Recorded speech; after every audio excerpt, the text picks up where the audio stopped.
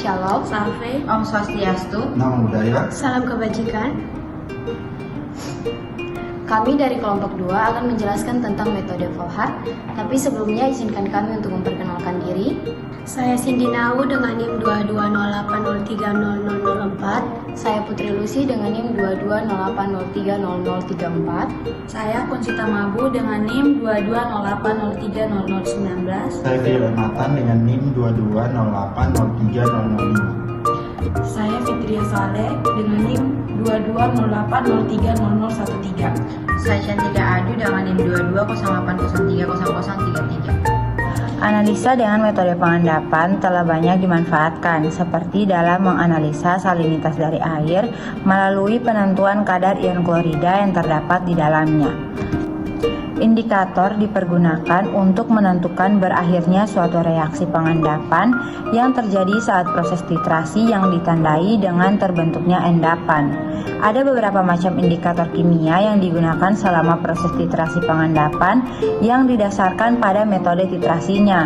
Indikator tersebut seperti metode Fajans, metode Mohr, dan metode Volhard. Pada video kali ini kami akan membahas mengenai metode Volhard. Pada metode Volhard, larutan garam perak dititrasi dengan larutan garam tiosianat dalam suasana asam. Sebagai indikator digunakan larutan garam Fe3+ sehingga membentuk suasana komplet tiosianat yang berwarna merah.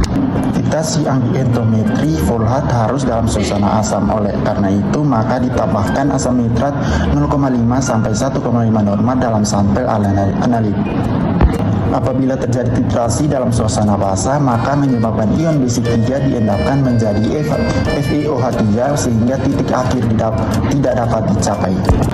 Sisa standar larutan AgNO3 yang tidak bereaksi dengan ion halida dititrasi dengan larutan standar tiosianat KSCN yang menggunakan indikator Bc Fe3. Reaksinya sebagai berikut. Reaksi yang pertama yaitu Ag+ berlebih ditambah dengan halida menghasilkan AgX dan Ag+ sisa. Yang berikut reaksi yang kedua yaitu Ag sisa ditambah SCN menghasilkan AgSCN. Reaksi yang ketiga yaitu AgSCN ditambah Fe3+ menghasilkan FeSCN2+ yang menghasilkan larutan berwarna merah. Konsentrasi indikator dalam titrasi Volhard juga tidak boleh sembarang karena titran bereaksi dengan titran maupun indikator sehingga kedua reaksi itu saling mempengaruhi. Di samping itu, bila konsentrasi indikator lebih besar dari 0,2 m, warna asli kuningnya cukup jelas sehingga menyulitkan pengamatan warna kompleks FeSCN2+. Konsentrasi Fe3+ yang umumnya digunakan dalam titrasi kira-kira 0,01 m. Dalam prakteknya, konsentrasi indikator dapat lebih kecil lagi karena ternyata tidak membawa kesalahan titrasi yang tidak terlalu besar. Titrasi argumentri metode Volhard dapat dipakai untuk penentuan kadar klorida, iodida, bromida, tiosianat pada larutan sampel. Pada penentuan ion Cl-, cara tidak langsung dapat menyebabkan kesalahan yang cukup besar. Hal tersebut dikarenakan endapan AgCl lebih mudah larut daripada AgSCN. Jadi AgCl yang terbentuk cenderung larut kembali. Reaksinya adalah sebagai berikut. AgCl ditambah dengan SCN menghasilkan AgSCN plus Cl-. Titrasi argumentometri metode Volhard dapat dipakai untuk penentuan kadar klorida, bromida, iodida, dan tiosianat pada larutan sampel. Pada penentuan ion Cl- secara tidak langsung dapat menyebabkan kesalahan yang cukup besar. Hal tersebut dikarenakan endapan AgCl lebih mudah larut daripada AgSCN. KSP AgCl sama dengan 1 dikali 2, 1,2 kali 10 sama dengan 10, dan KSP AgCN sama dengan 1,2 dikali 10 dikurang 12. Jadi AgCl yang terbentuk cenderung larut kembali. Reaksinya adalah sebagai berikut. AgCl ditambahkan SCN min akan menghasilkan AgSCN plus Cl min.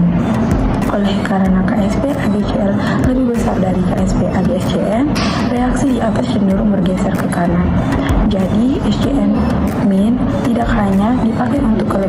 Ag+, tetapi juga oleh endapan AgCl sendiri.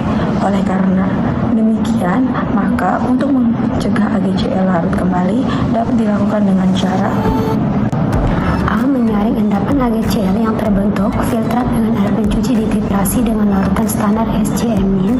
B. Endapan AgCl dikoagulasi sehingga menjadi kurang reaktif dengan cara mendidikat, kemudian campuran didinginkan dan dititrasi.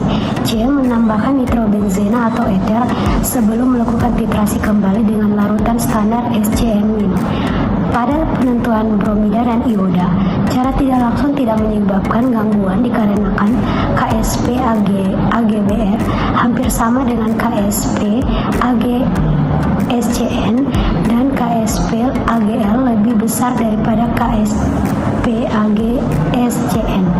Namun penambahan indikator Fe3+ harus dilakukan setelah penambahan AgNO3 berlebih untuk menghindari reaksi Fe3+ tambah 2I menghasilkan Fe2+ tambah I2.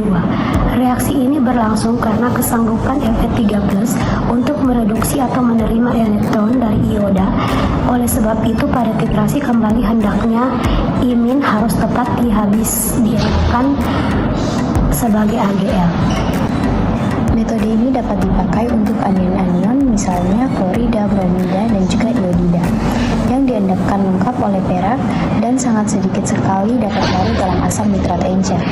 Larutan perak nitrat standar yang berlebih ditambahkan kepada larutan yang mengandung asam nitrat bebas itu, dan larutan perak nitrat yang tersisa dititrasi dengan larutan tiosianat standar. Proses ini disebut juga dengan proses residu. Anion-anion garam yang peraknya hanya sedikit dapat larut dalam air, tetapi dapat larut dalam asam nitrat seperti fosfat, arsonal, kromal, sulfida, dan oksalat. Dapat diendapkan dalam larutan netral dengan larutan perak nitrat standar berlebih. Sekian dan terima kasih.